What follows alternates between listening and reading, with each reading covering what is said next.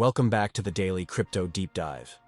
Today, we're going deep on something that's been looming over crypto for months and just exploded back into focus: the Clarity Act. Or more formally, the Digital Asset Market Structure Clarity Act.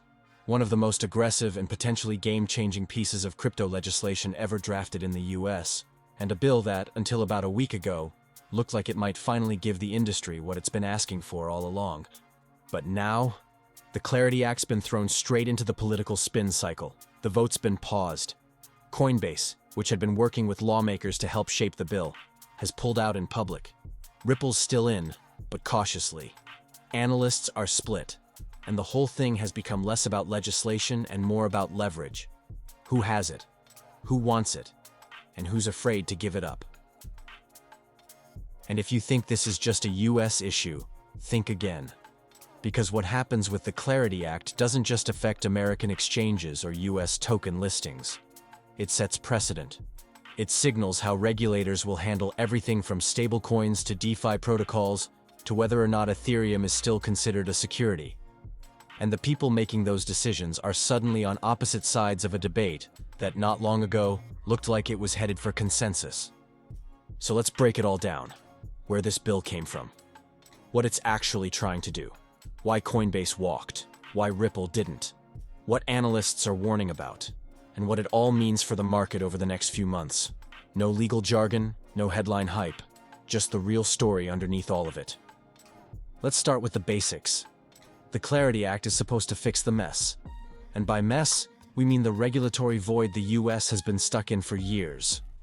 Right now, if you're building a crypto company or launching a token in the States, you're basically flying without a flight path. You don't know whether the SEC is going to call your asset a security. You don't know whether the CFTC has any authority. And you don't know what kind of disclosures, registrations, or product restrictions are going to get you in trouble. That uncertainty has been the root of almost every lawsuit, every blocked product, and every major crypto exit from the US market. The Clarity Act is designed to change that. It's part of a two-bill package along with the FIT21 Act, which passed the House last year. FIT21 sets out the basic structure. The Clarity Act amends existing laws, including securities law, to align with it. The idea is to give digital asset projects a compliance runway, a way to start under SEC oversight and transition to CFTC regulation once the network becomes sufficiently decentralized. That's a big shift. Right now, the SEC operates on the assumption that everything is a security unless proven otherwise. And they've used that assumption to go after Coinbase, Ripple, Kraken, Binance, and nearly everyone else. Under the Clarity Act, tokens would have a chance to move out of securities territory and into the digital commodity category, with clear timelines, triggers, and disclosure requirements along the way. It also introduces new language for how stablecoins are regulated, and that's where things start to get messy. Up until last week, Coinbase had been backing the process. They'd worked with lawmakers, they'd lobbied for legislation, they'd been the poster child for, "We want clear rules." But on the eve of the Senate markup, that's the committee vote that moves a bill forward, Coinbase pulled support. Publicly, loudly, and with serious accusations. CEO Brian Armstrong came out on social and said the Clarity Act had been loaded with what he called poison pill provisions. He said it would hurt innovation. He said it gave too much power to the SEC, and he said Coinbase would rather see no bill at all than let something like this pass in its current form.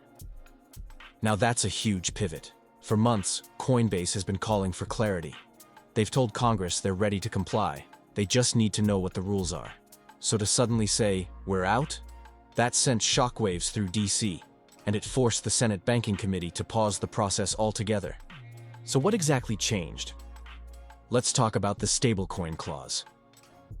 One of the sections that Coinbase objected to would effectively prohibit exchanges and custodians from offering rewards or interest on stablecoin holdings, like the USDC cashback program Coinbase offers now.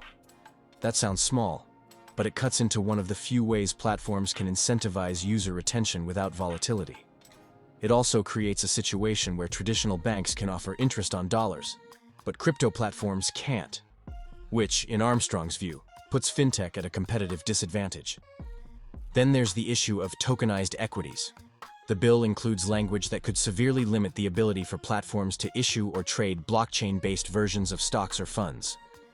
That undercuts a whole segment of innovation, one that some exchanges are actively investing in. Finally, there's the issue of SEC power. Armstrong argued the bill, as written, gives the SEC the ability to deny registration without recourse, delay approvals indefinitely, and still enforce actions aggressively while offering no actual path to compliance.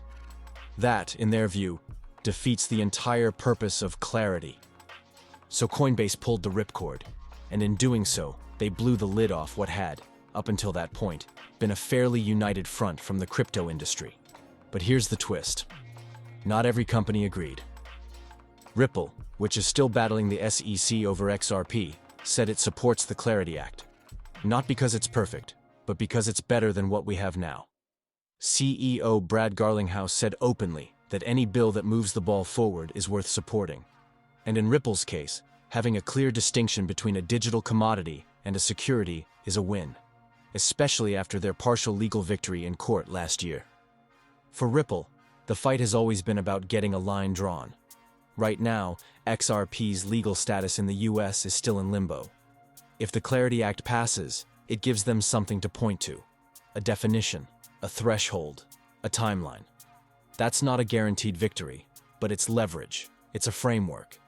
And that's something they haven't had. Garlinghouse also made the point that waiting for a perfect bill is a trap. Legislation always involves compromise. And if crypto rejects every bill that has a flaw, it may end up with something much worse, or nothing at all. So Ripple stayed in.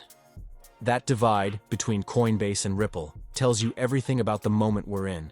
The industry isn't aligned, not on priorities, not on strategy, not even on whether it wants legislation or not. So what happens if this bill eventually does pass, either in its current form or a revised version? Here's what it would do. For starters, it would define digital assets in US law, something that, incredibly, still hasn't happened. It would create two categories: digital securities, regulated by the SEC, and digital commodities, overseen by the CFTC. Tokens would be allowed to transition from one to the other, depending on decentralization, network maturity, and market structure. It would establish registration pathways for crypto exchanges and custodians. That includes the ability to list tokens that are in transition, something exchanges have wanted for years. It would set rules around stablecoins, including capital requirements and issuer obligations. That part is still under debate, especially the restrictions on yield and rewards. And it would address DeFi, though in a more limited way, mainly by carving out what qualifies as a centralized operator versus a decentralized protocol. For most crypto firms, this would be a seismic shift. It would end the ambiguity. It would stop the regulation by enforcement model that the SEC has leaned on.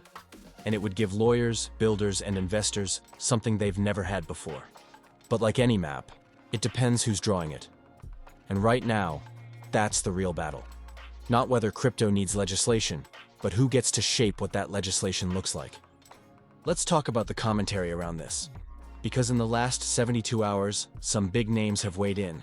Jake Chervinsky, one of the sharpest legal voices in crypto, said the Clarity Act is the best legislative attempt yet, even if it's flawed. His view is that crypto has a bad habit of saying no to everything, and that unless the industry gets behind some version of the bill, it's just going to end up with more SEC enforcement.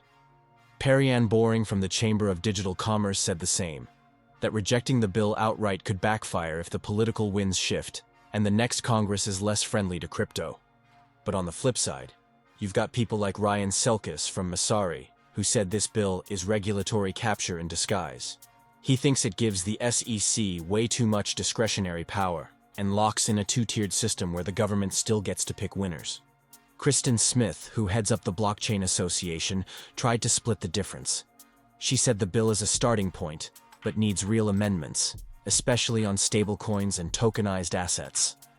Her concern is that without those changes, the bill could unintentionally kill off segments of the market that are just starting to grow.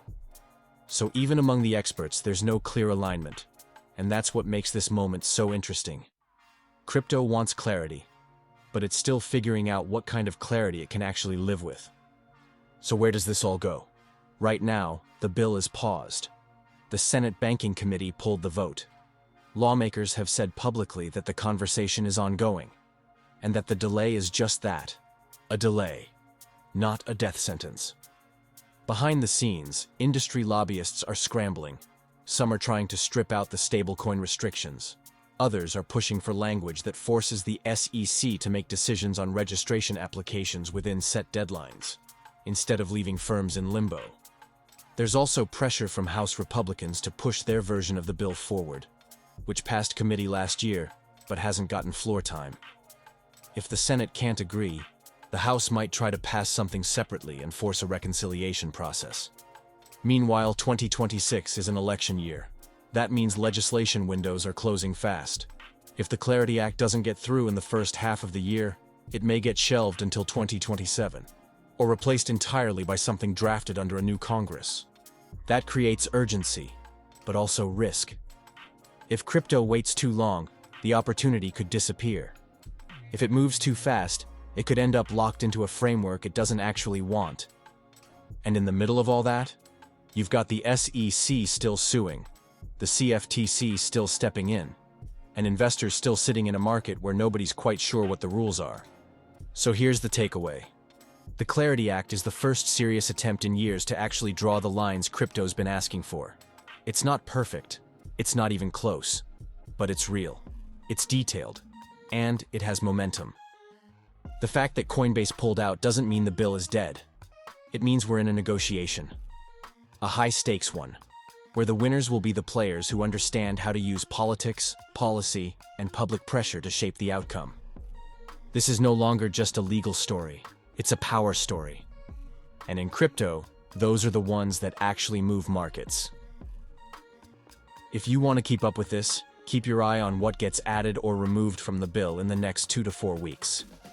Watch how the SEC reacts. Watch whether Ripple softens or hardens its position. And watch how retail investors start talking about this, because legislation only matters if people understand what's at stake. We'll keep tracking it. You keep listening. And as always, we'll see you at the top.